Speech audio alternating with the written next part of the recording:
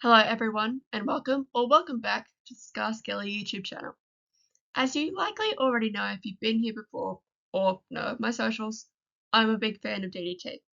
However, what I don't talk about quite as much is my enjoyment of Tokyo Joshi Pro Wrestling. Although I don't follow TJPW quite as closely as I do DDT, I still do follow it and will tune into shows semi-regularly. I like to say that I have a pretty good grasp on the roster, and I definitely have a good grasp on the DDT roster, so why not create a crossover show between these two promotions? Something I do really want to see, and something I've actually booked before. But today I'm creating a video about it, stepping you through my match card for Dramatic Royalty 2026. Hopefully the name of the show should be easy to comprehend. Dramatic as in Dramatic Dream Team, or DDT, and Royalty because of Tokyo Joshi's princess titles and royal imagery. TJPW is DDT's sister promotion, so they are like a royal family. I originally called this show Dramatic Kingdom, but New Japan might sue me for that one, so we're staying away from it. Before we get into the card, there are a few things I want to go over.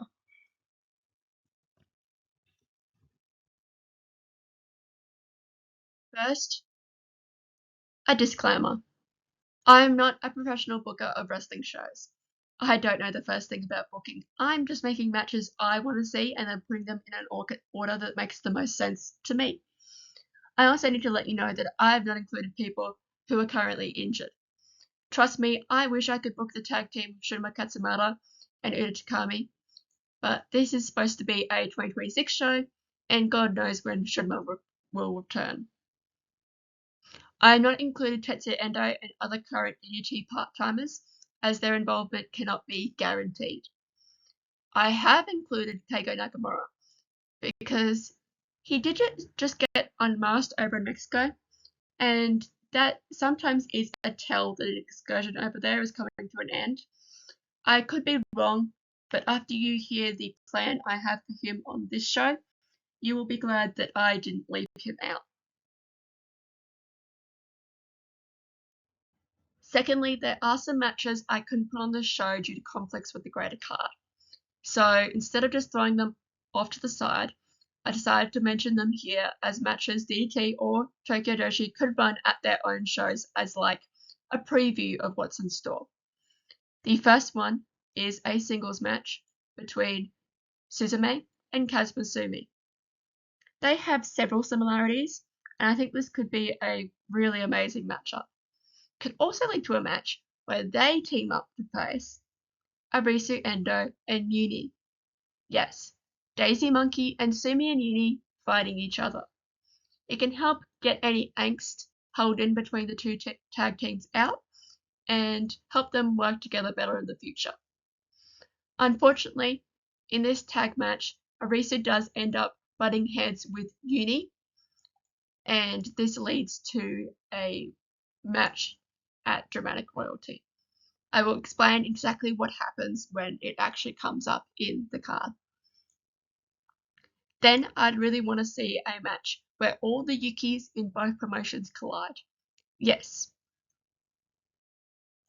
Yuki Kamifuku, Yuki Ono, and Yuki Arai versus Yuki Ueno, Yuki Ino, and Yuki Ishida. Both promotions have 3, so it's perfect. After this match, they would reconcile and express a desire to actually come together and team up on Dramatic Royalty, which will happen to some extent. Okay, now with those out of the way, let's start Dramatic Royalty 2026 off exactly how you know it should. With a collab stage between Up Up Girls and NWA Junior. Yes, NWA Junior will perform a song, and then Up Up Girls will perform a song, before the two groups come together to start the show. Kicking off with the in-ring action, we have a next-gen showdown. 10-person tag of Toga, Yuki Ishida, Wakana Uehara, Rukia, and Chika Nanase versus Shion Kazaki, Daichi Sato, Haru Kazushiro, Hinata Kasai, and Ren Kanatsu. You may look at these teams and see no cohesion, but there is just a tad bit of method to my madness here. 3 2023 debutantes make up the first team, with Rukia, Toga, and Wakana. I really wanted to have them all together.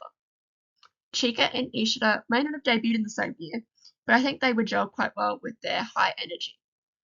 Similarly, Hinata and Kanatsu both debuted in 2025, so I wanted to pair them up. Shion might not be a 2025 debut. We did meet her in 2025 and she debuted in very early 2026, so I think she can hang out with Hinata and Kanatsu while she waits for more 2026 friends to come along. Daichi and Haru are the same age, so I think it'd be nice to see them vibe with each other. So I just sort of took all of that and then divided it into two teams that made the most sense to me. Next up, we have what I think could low-key be the show stealer. Illusion versus Kaya Torobami. The two full-time masked wrestlers of their respective promotions, and I believe their wrestling styles would really complement each other. I feel a little bad for making Torobami deal with Illusion's shit, but to be fair, she deals with Pom Harajuku regularly, and that's basically the same thing. Let's have some fun for this next one, shall we? This is the Team Kaiju versus Team Superhero face-off between the teams of Yukio Naya and Shoko Nakajima versus Hyper Misao and Antonio Honda. I've had the team of Shoko and Naya in my head for a while now. They're both kaijus in their own rights, and then there's of course the whole height difference thing, which I think they could work with really well. This other team does need a little bit more explaining. So basically Misao is on the hunt for a suitable sidekick amongst the DDT ranks. She ends up choosing Anton for his Gonitsune powers and endeavors to try to train Anton in the ways of the superhero. Essentially, I really want to see a combined spray Gonitsune spot. Now let's have another singles match. The beef here should be self-explanatory. Himawari versus Keigo Nakamura. I just really like the idea that Keigo burst into Tokyo Joshi Pro Wrestling one day just to have beef with Himawari over having all the hair. Too much hair, in his opinion. I have no doubts this would be a really entertaining match. Next, we have some trios action. The team of Yuya Kuroku, Judo Akiyama, and Mahiro Kiryu face off against Toi, Akito, and Pom Harajuku. I dubbed this match Breaking Habits is Hard because Akiyama and his assistant Kuroku want to help Mahiro break her apology habit and instill some confidence in her. However, things are not made easy by their opponents, who are well known to be up to no good. Of course, there's Pom, the cheeky kid, and I think Toi would happily tag along with her antics. Akito is no better. He may try to be a responsible authority figure, but this man was at least 50% responsible for everything Pheromones ever did. He's a menace.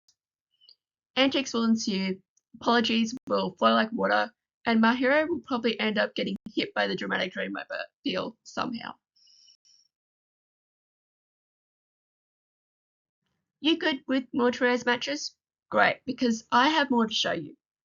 I wouldn't blame you if you're a little bit puzzled at how Damnation TA fit into this whole thing. Nobody in Tokyo Joshi as really much of a heel as anyone in Damnation is. So, who would they team with? Well, there's one person I can think of who would be able to stand up to Damnation's sheer evil. Rika Tatsumi. Let me be honest with you here. I just want to see Rika strangle somebody while Damnation TA watch on horrified. Damnation do many things of an evil nature, but outright strangulation to the extent and intensity that Rika employs it isn't something they get up to. So, of course, it's Hideki Okutani, Daisuke Sasaki, and Rika Tatsumi. But who are they facing? Well, we have Harumel's Naomi Yoshimura, Kazusada Higuchi, and their honorary member, Miyu Watanabe. Higuchi and Miyu know each other, and I believe they work out, or at least used to work out, with the same personal trainer. So I think it'd be nice if they got to actually team up. Not to mention, Miyu is swole, and she reminds me of a rabbit, and Naomi is swole, and he reminds me of a rabbit. So it's just a team up for the ages. This is all to say, I really just want to see this trio because I personally need to see Miyu doing the LOVE love caress bit with Higuchi and Naomi standing behind her, looking somewhere between confused but sort of also into it while trying to do the hand letters themselves. Who do you think is more likely to get giant swung by Miyu in this match? Sasaki or Okutani, or the secret friend option, Illusion, who somehow ends up being sacrificed? Let me know in the comments below.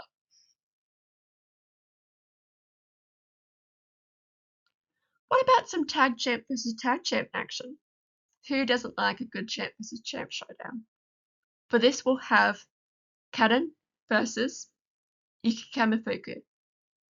Mao is a tad bit busy with other commitments here, so I thought let's just do one half of the tag champs of Tokyo Joshi versus one half of the tag champs of DDT. Fun fact, in my first iteration of this card, Kamiyu and Kaden teamed up alongside Rika and Sasaki. Now they're opponents. Yes, the lead up to this match will include Mao seeing if he can convince Kaden to get some Kamiyu style gear. Team Yuki assemble! Well, some of you. We can't have all the Yukis in one match here, but we can have some. So, Yuki Arai, Yuki Ino, and Yuki Ono will face the team of Mifu Ashida, Takashi Masada, and Suzume. Although while Team Yuki is the focus here, I do want to mention I put a lot of thought into their opponents. I thought seeing Masada trying to deal with these two as his partners could be really entertaining. Can you imagine Masada trying to cheerlead? Fantastic mental image. I have a question for you. What will win, sleep or dance? Yes, that's right. Our next match is a singles between the representative of sleep, Raku, and the representative of dance, Kazuki Harada. But Scar, Raku dances too. She's an idol. She seems to enjoy sleeping a lot more, so she gets to represent her true passion. My idea for this match is Harada trying to fight for the power of Raku's lullabies via the glasses of Tokyo going. I'm sure you can picture it already. It's a vivid scene. Do I really need to explain more? I don't think so. Next, we have the semi-final and the moment you've been waiting for, the Up Up Girls x NWA Junior crossover match. The team of Shino Suzuki, Uda Takami, Kazuma Sumi, and Uni versus Harashima, Chris Brooks, Kira Summer, and Arisu Endo. So basically, in the aftermath of Suzume and Sumi versus Arisu and Uni, Arisu and Uni and Sumi too are all wanting to fight. Suzume is all smiles and doesn't want to fight Sumi and Uni, so Arisu decides to phone a friend to help. This friend turns out to be Chris, who she teamed with in Fukushima last year. Sumi and Uni are like, well, that's a bit bigger of a help than we expected. But we have friends too. And out comes Shino and Uta, with Uta already ready to fight Chris. Arisu's like, hey, this is unfair. There's only 2 of us and 4 of you now. I don't care how tall Chris is. That's still unfair. But Chris is then like, don't worry. I have a couple friends of my own that could even things up if you're willing to hear me out. Arisu agrees, and Chris brings out his Phantom's dramatic teammate Harashima first, and then Kira. Chris reveals that him and Kira have actually befriended each other due to their mutual friend, TJPW's English commentator, Haku. The Idol team accepts the challenge from Arisu and friends, and this is what we get on the day. Finally, we have our main event. It would be stupid not to book this. Of course, it's Yuki Ueno and Mizuki versus Miyu Yamashita and Mao. Do I really need to explain to you why this would be the main event, or why I would put these people together? We've seen flashes of interactions before of the people of this match, especially with Mao and Miyu, but I don't think it has been satisfactory. I want this match more than anything. Not to mention that I think Mizuki and Ueno is like the perfect team. They're so complementary to each other in nearly every way. If this never happens in real life, that could be a crime. And with that, the card is complete. Everyone joins the main event competitors in the ring to send the fans off. There's a big family photo, there's Iron Man heavy metalweight title shenanigans. You know the drill. I will send you off now too.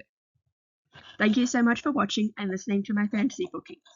I'm also intending to make a card for a DDT and Dragon Gate crossover show. So if that tickles your fancy, please consider sticking around, keeping an eye on this little channel, or maybe following me on my socials because I will post there every time I upload something. How'd you like my card?